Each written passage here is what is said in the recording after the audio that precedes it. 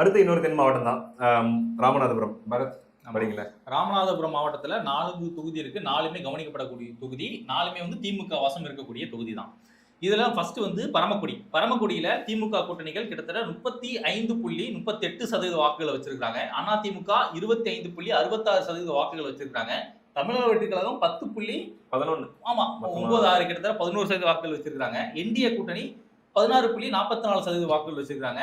NTK 8.59 கிட்டத்தட்ட 9% வாக்குகள் வந்து நெருங்கி இருக்காங்க. இந்த தொகுதியை நான் எப்படி யோசிக்கிறேன் அப்படின்னா, இதேதான் NDA alliance will change the game அப்படின்ற மாதிரி தான் இருக்கு பரமக்குடி தொகுதியை பொறுத்த வரைக்கும்.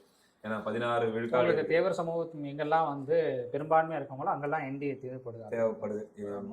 ஒரு பெரிய ஃபேக்டரா தான் இருக்கும் இல்லையா? அடுத்ததாக திருவாடானை தொகுதி. ஹரிஷ் பிரதர்.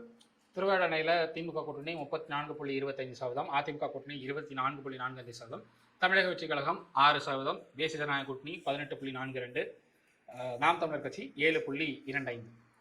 இப்போ பரமக்குடி திமுக வாசம் இருந்த தொகுதியை அதிமுக இப்ப இருக்கிற நிலைமையிலே போட்டிட்டா இழக்கும்.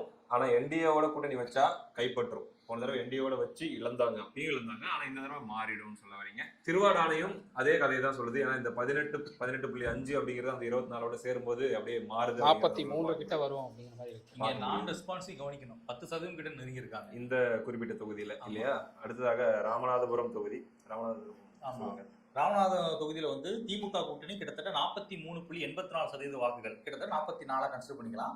அதிமுக 28.6% வாக்குகள் வந்து வச்சிருக்காங்க. தமிழக வெற்றிக் கழகம் வந்து 7.75% வாக்குகளும் 8 விழுக்காடு. என்டிஏ கூட்டணி 13.26% வாக்குகளும், என்டிகே வந்து 5.68, கிட்டத்தட்ட ஒரு 6% வந்து நெருங்கி வந்துட்டு இருக்காங்க.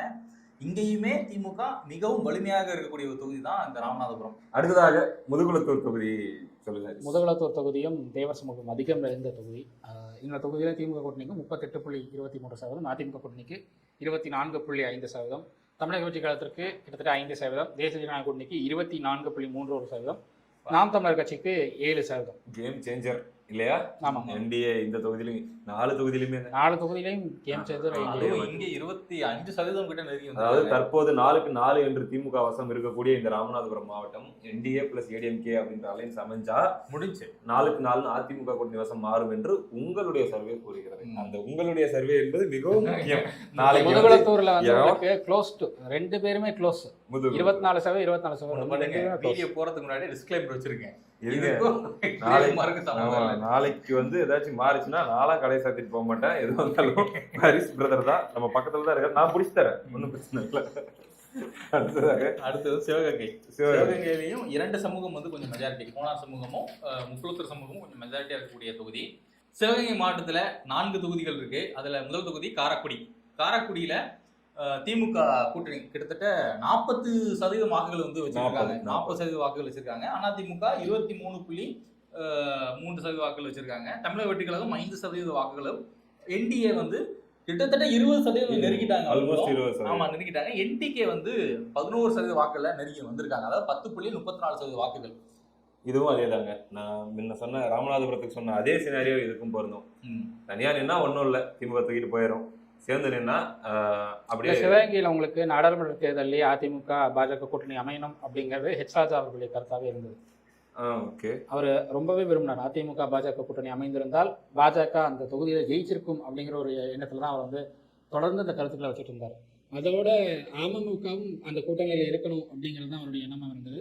ஒருவே நம்ம முன்னாடியே பேசின மாதிரி அந்த நாங்கள் பிஜேபிக்கு இவ்வளோ தொகுதி கொடுத்துருவோம், நீங்கள் அவங்களுக்கு பிடிச்சி கொடுத்துக்கோங்க அப்படிங்கிற ஒரு ஃபேக்டரில் அவங்க வந்து அலைன்ஸ் ஃபார்ம் பண்ணாங்க அப்படின்னா இந்த தொகுதியெல்லாம் அடிக்கிறதுக்கான பாசிபிலிட்டி அதிகமாகவே இருக்கு. அடுத்ததாக சிவகங்கை மாவட்டத்தில் திருப்பத்தூர்னு ஒரு தொகுதி இருக்கு. நான் இப்போ கேள்விப்படுறேன். எங்கள் ஊர் பக்கம் ஒன்று இருக்கு, இப்போ நான் சிவகங்கையில் ஒன்று இருக்கு, இப்போதான் எனக்கு தெரியும். திமுக கூட்டணி 34.67 விழுக்காடு வாக்குகளையும், அதிமுக கூட்டணி 31.81 32 விழுக்காடு வாக்குகள் கிட்ட 35 32 அப்ப 3 விழுக்காடு வாக்கு வித்தியாசம் இருக்கிறதாக நம்ம எடுத்துக்கலாம். தமிழக வெற்றிக் கழகம் 7 விழுக்காடு வாக்குகள் வரை வருகிறார்கள். என்டிஏ 11 விழுக்காடு வாக்குகள் வரைக்கும் வராங்க. நாம் தமிழர் கட்சி அதையும் தூக்கி சாப்பிடும் வகையில் 12 வாக்குகள் வரைக்கும் 12 விழுக்காடு வாக்குகள் 11.36 அப்படின் போது 12 விழுக்காடு அப்படிங்கிறது இவங்களுடைய சர்வேவாக இருக்கிறது. அந்த அடிப்படையில் 3 விழுக்காடு வித்தியாசத்தில் இருக்கக்கூடிய தற்போதைய இன்றைய நிலை என்பது நாளை எப்படி வேண்டுமானாலும் மாறலாம் என்பதே அதேதான். நம்ம முன்ன சொன்ன அதே கருத்து தான் மீண்டும் மீண்டும் சொல்லி வெறுப்பேற்ற வேண்டிய அவசியம் இல்லை பார்வையாளர்களுக்கு. புரிஞ்சுப்பாங்க. நம்ம சொல்லும் போதே இப்பெல்லாம் அவங்களே காரணம் எங்களுக்கு மேட்டர் தெரிஞ்சிச்சு நெக்ஸ்ட் போ அப்படின்ற மனுஷர் வந்திருப்பாங்க. அதனால அடுத்து சிவகங்கை தொகுதி. ஆமா, சிவகங்கை மாவட்டத்துல இருக்கக்கூடிய சிவகங்கை தொகுதி, அந்த தொகுதியில திமுக கூட்டணி கிட்டத்தட்ட 33% வாக்குகளை நெருங்கி இருக்காங்க. 33 ஓகே 33 ஏங்க 32.47. மத்தவங்க சொல்லும்போது அந்த எண்ட்ல ரவுண்ட் பண்ணிட வேண்டியது, திமுக சொல்லும்போது இந்த எண்ட்ல ரவுண்ட் பண்ணிட வேண்டியது. சரி, அதிமுக வந்து 33.10% வாக்குகள் வந்து வச்சிருக்காங்க. தமிழக வெற்றி கழகம் வந்து 9.51% வாக்குகள் வந்து வச்சிட்டு இருக்காங்க. என்டிஏ கூட்டணி 10.55% வாக்குகள் வச்சிருக்காங்க. நாம் தமிழர் 10.25% வாக்குகளை வைத்து என்டிஏவா இல்ல நாம் தமிழா அப்படின்ற ஒரு கள சூழலை உருவாக்கி வச்சிருக்காங்க நாம் தமிழர். அந்த தொகுதியை பொறுத்த வரைக்கும் எல்லாமே சிவகங்கை மாவட்டம், தென் மாவட்டங்கள்லயே எடுத்துக்கிட்டோம்னா 80 விழுக்காடு மாவட்டங்கள், 80 விழுக்காடு தொகுதிகள்ல 10 அந்த டபுள் டிஜிட் அப்படி போயிட்டே இருக்கு இல்லைங்களா? கொஞ்சபட்சம் 70 விழுக்காடு நம்ம சொல்லலாம் அட்லீஸ்ட். எல்லாமே திமுகவுக்கு சேலஞ்ச் பண்ணக்கூடிய வாக்குகள். அடுத்ததாக மானாமதுரை தொகுதி, ஹரிஷ் பிரதர் நீங்க சொல்லுங்களேன். மானாமதுரை தொகுதி சீமான் அவர்களுடைய அந்த அரணையூர் அப்படிங்கிற அந்த இடம் சொந்த. ஸோ இந்த தொகுதியில் திமுக கூட்டணிக்கு 33.96% வாக்குகள், அதாவது 34%. அதிமுக கூட்டணிக்கு 34.4, கிட்டத்தட்ட 34 பலமாக இன்றைய நிலைமை சமபலத்தில் இருக்காங்க. தமிழக வெற்றி கழகத்திற்கு 7%, நாம் தேசிய ஜனநாயக கூட்டணிக்கு 7.21%, நாம் தமிழர் கட்சிக்கு 11%. இது வந்து பாத்தீங்கன்னா எப்படி ஆகும் இன்னைக்கு நிலைமைக்கு சொல்ல முடியாது. ஏன்னா இங்க நான் ரெஸ்பான்ஸுமே கிட்டத்தட்ட 7% நெருங்குறாங்க. ஆனா எப்பயுமே நம்ம என்ன சொல்லலாம் அப்படின்னா, ஆளும் கட்சி இன்னும் ஒரு வருஷத்துக்கு காதுல தேனை ஊத்துவாங்க. கண்டிப்பா பயங்கரமா ஆரம்பிச்சிருவாங்க, ஊத்திக்கிட்டே இருப்பாங்க. அது மக்கள் அதுக்கு மயங்குறாங்களா இல்ல வந்து இந்த எதிர்ப்பலை அப்படிங்கிறத வச்சு கூட்டணிங்கிறத வச்சு எல்லாமே தாங்க இதெல்லாம் மாறும் அப்படிங்கிறது தான். இன்னொரு வருஷம் கழிச்சு இன்னொரு சர்வே வரப்போது இல்லை. சரி ரைட்டு, அப்பயும் நம்ம விவாதிப்போம். சிவகங்கையை பார்த்துட்டோம். திண்டுக்கல் மாவட்டம் பழனி, ஒட்டஞ்சத்திரம், ஆத்தூர், நிலக்கோட்டை, நத்தம், திண்டுக்கல், வேடசந்தூர் என் நண்பன் இருக்கக்கூடிய தொகுதி. ஜஸ்ட் ஞாபகம் வந்துச்சு அந்த பேரை படிச்ச உடனே.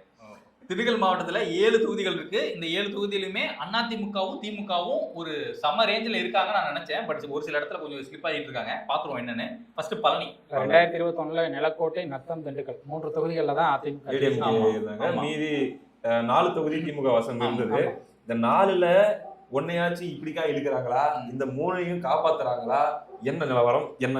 அதான் பழனிக்கு போயிடுவோமே. பழனியில இருந்து திமுக கூட்டணி கிட்டத்தட்ட 52% வாக்குகள் வந்து வச்சுட்டு இருக்காங்க. அதிமுக கிட்டத்தட்ட 33.31% வாக்குகள், கிட்டத்தட்ட 34% கன்சிடர் பண்ணிக்கலாம். தமிழக வெற்றி கழகம் 5.4% வாக்குகள் செல்லாது.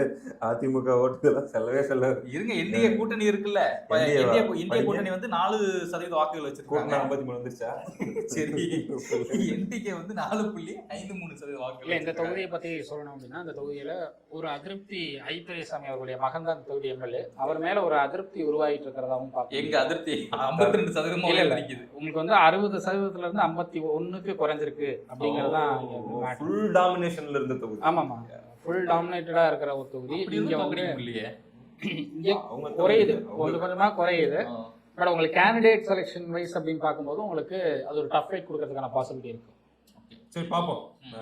ஹரிஷ் சொல்றாருன்னா வெயிட் பண்ணி பார்க்க வேண்டியதுதான். ஏன்னா அவர் எடுத்த சர்வே தான். அடுத்ததாக ஒட்டஞ்சத்திரம் என்ன பிரதேசம்? விநாயகம் பிரதேசம். அங்க வந்து திமுக கூட்டணி கிட்டத்தட்ட 52% வாக்குகள் வச்சுட்டு இருக்காங்க. அதிமுக 33.28% வாக்குகள் வச்சுட்டு இருக்காங்க. தமிழக வெற்றி கழகம் 4.49% வாக்குகளும், என்டிஏ கூட்டணி வந்து கிட்டத்தட்ட 5% வாக்குகளை வச்சுட்டு இருக்காங்க. என்டிகே 4% வாக்குகளை வச்சுக்கிட்டு லைட்டா அப்படி ஒரு மாதிரி பின்தங்கி. தென் மாவட்டங்கள்ல திண்டுக்கல் மாவட்டத்துல சற்று தொய்வான 2 தொகுதிகளை மட்டும் தொய்வான இல்ல. ஓவராலே நீங்க பாருங்க, பாஜகவும் கம்மியா இருக்கு.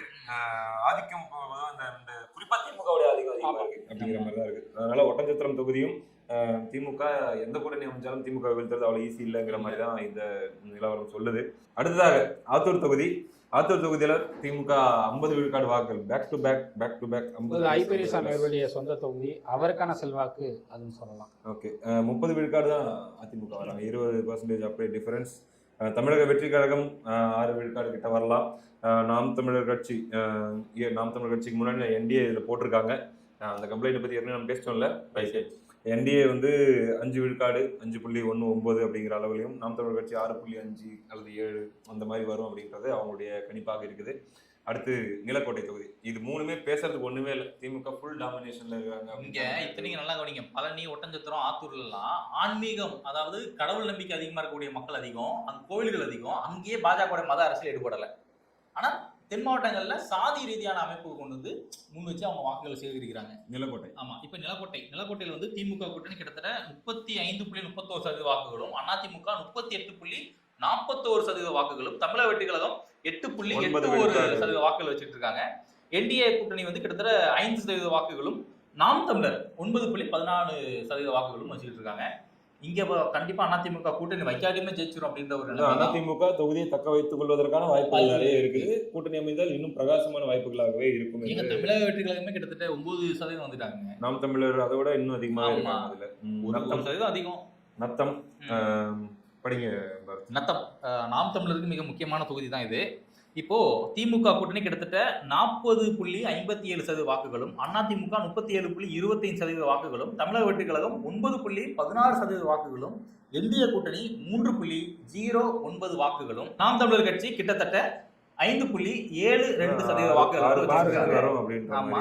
ஆனா போன முறை நாம் தமிழர் ஒரு நல்ல டஃப் கொடுத்தாங்க நான் கேள்விப்பட்டாங்க. 3வது கட்சி அங்க வந்து நின்னாங்க. 15,000 வாக்குகள் எனக்கு நினைவு தெரிஞ்சு 15,000 வாக்குகள் வாங்கியிருந்தாங்க. 3வது பெரிய கட்சியா அங்க வந்தாங்க. 3வது இடத்துக்கு வந்தாங்க நாம் தமிழர். பட் இந்த இடத்துல டிவிக்கு கொஞ்சம் டாமினேட் பண்ணி 3வது இடத்த வந்து பிடிக்குது. நத்தம் தொகுதி நாம் தமிழருக்கு மிக முக்கியமான தொகுதி. அங்க நம்ம சர்வே நம்ம பார்த்துட்டோம்.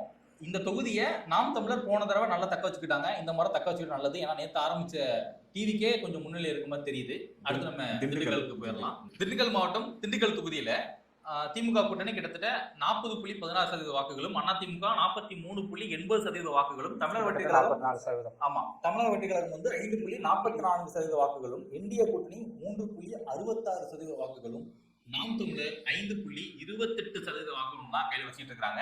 இந்த இடத்துலயுமே திமுக ஒரு டஃப் கொடுக்குற இடத்துல தான் அதிமுக இருக்கு. அதிமுக முன்னிலையில இருக்காங்க. பட் திமுக அதிமுக கையில இருக்கிற தொகுதி தான் இல்லையா? அதனால வந்து அவங்களால இதை கைப்பற்ற முடியும். இன்னும் ஒரு ஏதாச்சும் ஒரு இன்னும் அணிமாற்றங்கள் ஏற்படும் போது இன்னும் கூட பெட்டரான வாய்ப்புகளாவே அங்க திமுகவே டஃப் கொடுக்குறாங்க. 40% புரியுது. அடுத்ததாக வேடசந்தூர். வேடசந்தூர் யாரு நான் படிக்கலாம் மறுபடியும் படிங்க. திமுக கூட்டணி கிட்டத்தட்ட 40.32% வாக்குகளும், அதிமுக கூட்டணி கிட்டத்தட்ட 40.66% வாக்குகளும், தமிழக வெற்றி கழகம் 6.81% வாக்குகளும், என்டிஏ கூட்டணி 5.72 வாக்குகளும், அதாவது 72 வாக்குகளும், நாம் தமிழர் 5.35% வாக்குகளும் வச்சுக்கிட்டு இருக்காங்க.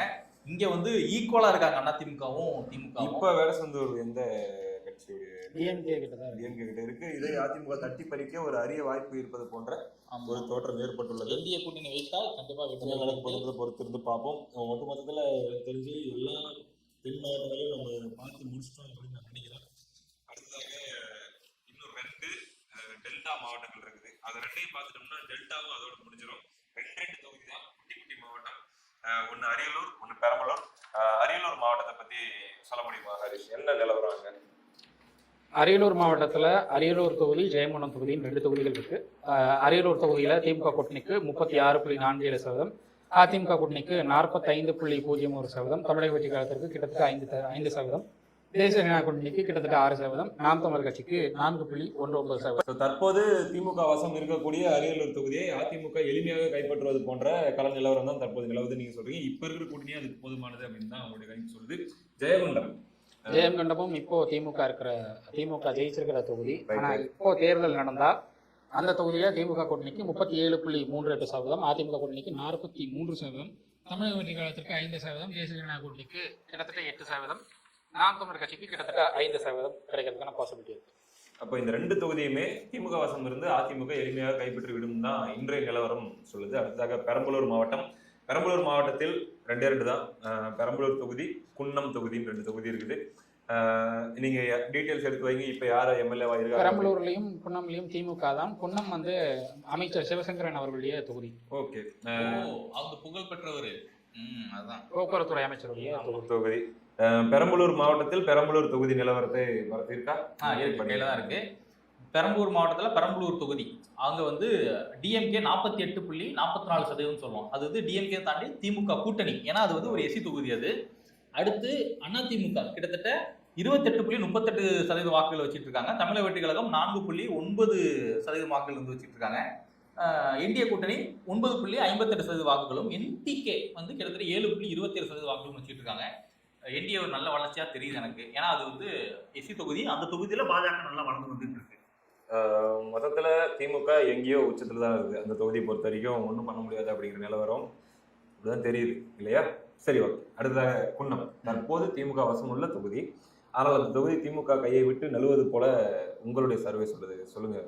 அமைச்சர் சிவசங்கரன் அவர்களுடைய தொகுதி. அமைச்சர் மேல ஏகப்பட்ட அதிருப்தி தொகுதிக்குள்ள ஏகப்பட்ட அதிருப்திகள் இருக்கு.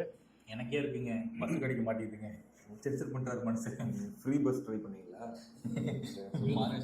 குன்னம் தொகுதியில திமுக கூட்டணிக்கு 36.59 கிட்டத்தட்ட 37% வாக்குகள், அதிமுகவுக்கு 42% வாக்குகள், தமிழக வெற்றி கழகத்திற்கு 4% வாக்குகள், தேசிய ஜனநாயக கூட்டணிக்கு 11.05, நாம் தமிழர் கட்சிக்கு கிட்டத்தட்ட 6% வாக்குகள்.